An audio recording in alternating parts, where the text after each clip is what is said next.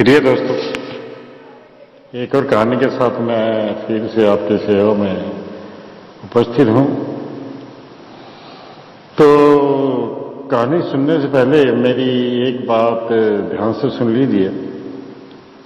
हर type की कहानी डालने की कोशिश मैं करता हूं आपको, लेकिन आप मेरी कहानी को पता नहीं पसंद करते भी या नहीं है, क्योंकि आपके व्यूज तो आते हैं लेकिन चैनल मेरा आप सब्सक्राइब करते नहीं है। ऐसा क्यों?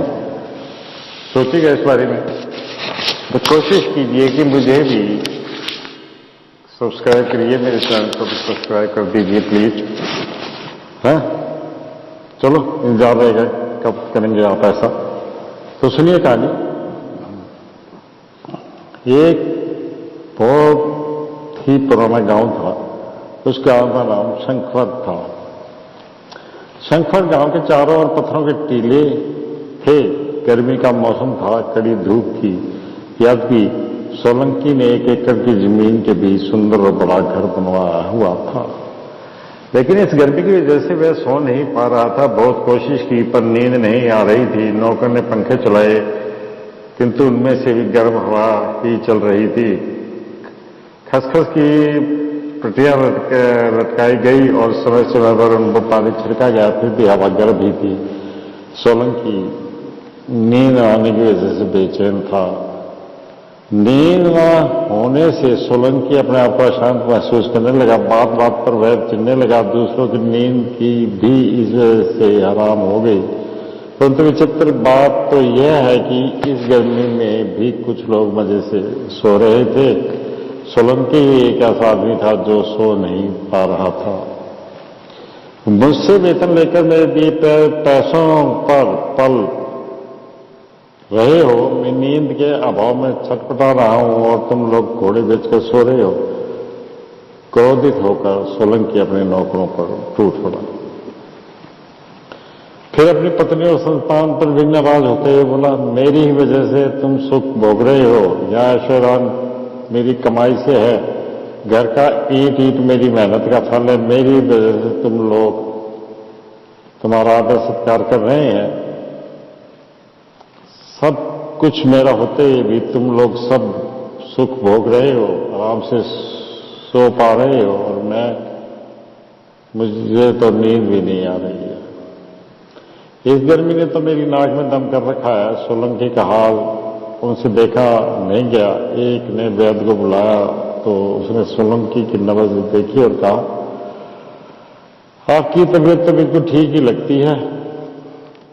आपकी मानसिक स्थिति ठीक नहीं है। एक मांत्रिक से ताबीज बंधवाई गई, पूजा करवाई गई, पर कोई फायदा नहीं हुआ। इन परिस्थितियों में एक साधु उसके घर आया। उसने सोलंकी के बारे में पूरी जानकारी पाने के बाद दोबारा कहा, नारद, पैसे कमाने के लिए आप दिन रात मेहनत कर रहे हैं, किंतु एक मुख्य बात आपने भुला दी है। वह यह कि यह जीवन पानी के एक बुलबुले के समान है, किसी भी समय फट सकता है। स्वामी, मैं भी जानता हूं कि यह जीवन आशावाद है, किंतु ये जानकर भी हम क्या कर सकते हैं? सोलंकी ने पूछा। भगवान ने मनुष्य के जीवन को दिनों में विभाजित किया है। हर दिन की तरह एक रात होती है और एक दिन दिन प्रकाश से भरा हुआ होता है। मनुष्य की बुद्धि तथा परिश्रम के उपयोग का यह समय है। रात तो अंधकार से भरा हुआ होता है। उस मनुष्य को सुख की निद्रा की गोद में चला जाना चाहिए। निद्रा मनुष्य के लिए मृत्यु के समान है। भगवान ने निद्रा की सृष्टि भी की।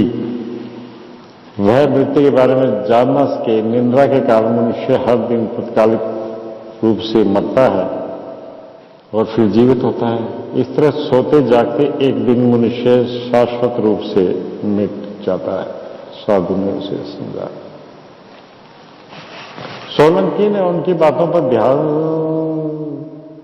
नहीं दिया और गंभीरता पर भी ध्यान न देते हुए कहा, यह बात तो हम सब जानते हैं, परंतु हाँ, जो इस बात को जानते हैं, इस सत्य से जो अवगत हैं, वे तो सुख की नींद सोते हैं।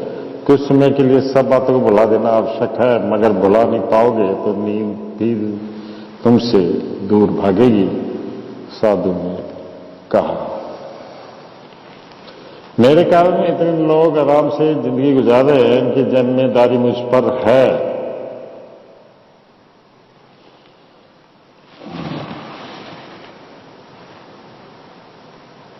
मेरे ख्याल में इतने लोग आराम से जिंदगी गुजार रहे हैं, इनकी जिम्मेदारी मुझ पर है। एक क्षण भी अपनी जिम्मेदारी को भुलाकर कैसे सो पाऊंगा, नींद कैसे आएगी, सोलंकी ने अपना संदेह व्यक्त किया। मेरे साथ चलो, मैं तुम्हें एक ऐसा मनुष्य दिखाऊंगा, साधु ने कहा। सोलंकी साधु के शिष्य की तरह अपना वेश बदलकर उसके साथ साथ गया। वे दोनों अचंचल नामक एक व्यक्ति के घर गए। उसने दोनों का सत्कार किया और उन्हें स्वादिष्ट खाना भी खिलाया। साधु ने उसे आशीर्वाद देते हुए पूछा, दिन सुख से कट रहे हैं ना? चंचल हंसकर बोला, मेरी मां बीमार है, खाट पर पड़ी रहती है, चिकित्सा के लिए बहुत सा धन खर्च हो रहा है। मेरी पत्नी दिन रात उसकी सेवा में लगी रहती है। फिर भी मेरी मां किसी न किसी बहाने उसे गालियां देती रहती है। सास और बहू के झगड़े हमारे घर में रात दिन होते रहते हैं। मेरा बड़ा लड़का घर की जिम्मेदारियों से दूर रहता है, वह खर्च फिजूल से ज्यादा करता है। दूसरा अच्छा लड़का है, लेकिन उसके भाग्य में विद्या नहीं है। इस साल फसलें भी अच्छी नहीं हुई हैं, घर को गिरवी रखकर अपने दिन गुजार रहा हूं। साधु ने पूछा, तुम्हारी समस्या तो बड़ी ही कठोर है, इन समस्याओं के दलदल से कैसे बाहर आओगे? क्या कोई उपाय सोचा है?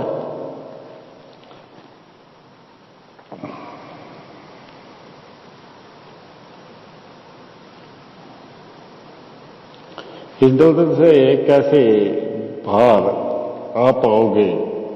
क्या कोई उपाय सोचा है? मैं अपनी तरफ से पूरा प्रयत्न कर रहा हूं, परिश्रम भी कर रहा हूं। फिर भगवान की इच्छा, अचंचल ने निर्लिप्त होकर कहा। ठीक दोपहर के समय अचंचल ने साधु से कहा, स्वामी, अंधेरा होने जाने से पहले ही मैं लौटाऊंगा, एक जरूरी काम पर मुझे बाहर जाना है।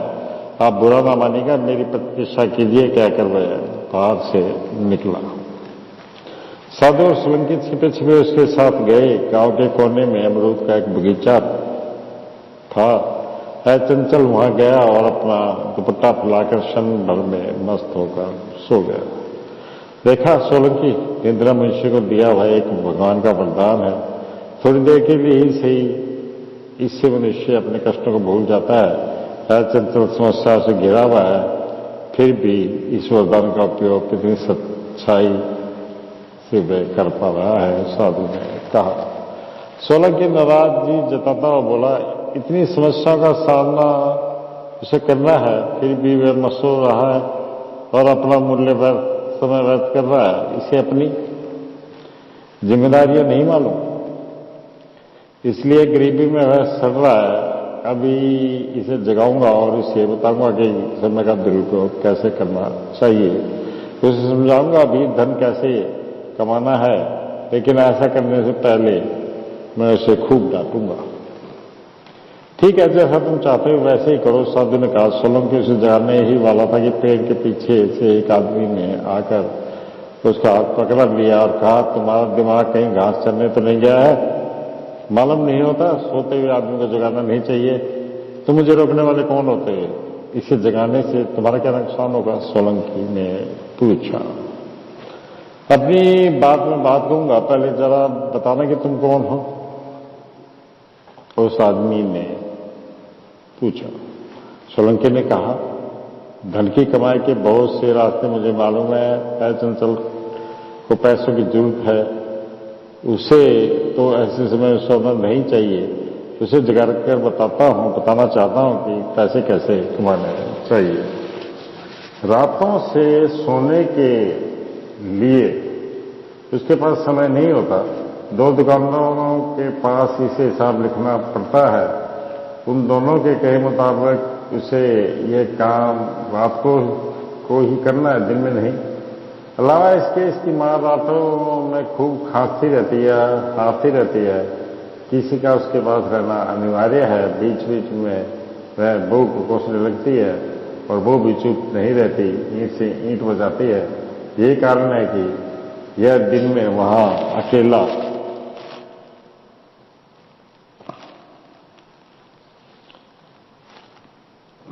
आकर यहां सो जाता है। वह भी जब कि खेतों में काम ना हो, ऐसे आदमी को जागना क्या उचित है? उस व्यक्ति ने पूछा। सोलंकी ने पूछा, तुम कौन हो? मैं इस बगीचे का मालिक हूं। मुझे घर पर कोई काम करने नहीं देते। मेरे पास समय है जीवन में कुछ साधने की मेरी आकांक्षा है, पर मालूम नहीं क्या करूं और कैसे करूं। इस कारण रातों में मुझे नींद नहीं आती। मैंने जब देखा कि चंचल यह आकर सो रहा है तो मैं भी आकर सोने का प्रयत्न कर रहा हूं, आशा भरे स्वर में। सोलंकी ने पूछा, तो क्या तुम यहां खूब सोते हो? नहीं, सोने के लिए आसपास के हालात तथा वातावरण प्रधान नहीं है। निद्रा का संबंध मन से है, इसलिए प्रशांत मन का होना आवश्यक है। हमारे बगीचे में ऐसी कोई खासियत नहीं है जिसमें नींद आ सके, व्यक्ति ने कहा। कितने और दिन इस तरह अचंचल को सोते हुए और समय व्यर्थ करते हुए देखना चाहते हो? चिढ़ते हुए सोलंकी ने पूछा। कोई व्यक्ति ने उत्तर दिया, अच्छी तरह से सो पाना कोई साधारण भाग्य नहीं है, वह तो अहोभाग्य है। मेरे ऐसे भगवान को देखते रहने से सच्चा आनंद मिलता है। चंचल की निंद्रा का कोई भंग न करे, इसलिए मैं यहाँ आता हूं। समझो कि मैं उसकी रखवाली कर रहा हूं। ऐसा करते हुए मुझे आत्म तृप्ति होती है। लगता है मैं एक अच्छा काम कर रहा हूं। इसी वजह से आजकल मैं रातों को खूब सो पाता हूं। उस व्यक्ति की बातों से सोलंकी की आंखें खुल गई। हाँ, वह कमा रहा है, दूसरे के लिए ही।